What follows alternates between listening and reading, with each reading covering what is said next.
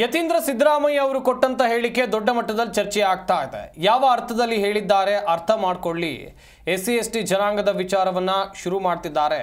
ಸಿದ್ದರಾಮಯ್ಯ ಅವರ ಸಿದ್ಧಾಂತ ಅಹಿಂದ ವರ್ಗ, ಅದನ್ನ ಸತೀಶ್ ಜಾರಕಿಹೊಳಿ ಮುಂದುವರಿಸ್ತಾರೆ. ವಿಜಯಪುರಕ್ಕೆ ಬಂದ್ರೆ ಎಂಬಿ ಪಾಟೀಲ್ ಅಂತಾರೆ ಎನ್ನುವುದಾಗಿ ಹೇಳಿಕೆಯನ್ನು ಕೊಟ್ಟಿದ್ದಾರೆ. ಇಲ್ಲಿ ಎಂಬಿ ಪಾಟೀಲ್ ಅವರು ಒಂದು ಕಡೆಯಲ್ಲಿ ಪರ ವಿರೋಧ ಚರ್ಚೆಗಳ ನಡುವೆ ಸಚಿವರಾಗಿರುವಂಥ ಎಂಬಿ ಪಾಟೀಲ್ ಅವರು ಕೊಟ್ಟಿರುವಂಥ ಹೇಳಿಕೆ ವಿಚಾರವಾಗಿ ಗಮನಿಸ್ತಾ ಹೋಗಬೇಕಾಗುತ್ತೆ. ಸಿದ್ದರಾಮಯ್ಯ ಅವರ ಸಿದ್ಧಾಂತ ಅಹಿಂದ ವರ್ಗ, ಅದನ್ನು ಸತೀಶ್ ಜಾರಕಿಹೊಳಿ ಅವರು ಮುಂದುವರಿಸ್ತಾರೆ. ವಿಜಯಪುರಕ್ಕೆ ಬಂದರೆ ಎಂಬಿ ಪಾಟೀಲ್ ಅಂತಾರೆ ಹೀಗಂತ ಹೇಳಿಕೆಯನ್ನು ಕೊಟ್ಟಿರುವಂಥದ್ದು ಸಚಿವರಾಗಿರುವ ಎಂಬಿ ಪಾಟೀಲ್ ಅವರು. ಯತೀಂದ್ರ ಸಿದ್ದರಾಮಯ್ಯ ಹೇಳಿಕೆ ವಿಚಾರಕ್ಕೆ ಸಂಬಂಧಿಸಿದಂತೆ ಯಾವ ಅರ್ಥದಲ್ಲಿ ಹೇಳಿದ್ದಾರೆ ಅರ್ಥ ಮಾಡ್ಕೊಳ್ಳಿ ಎನ್ನುವುದಾಗಿ ಹೇಳಿದ್ದಾರೆ ಎಂಬಿ ಪಾಟೀಲ್ ಅವರು.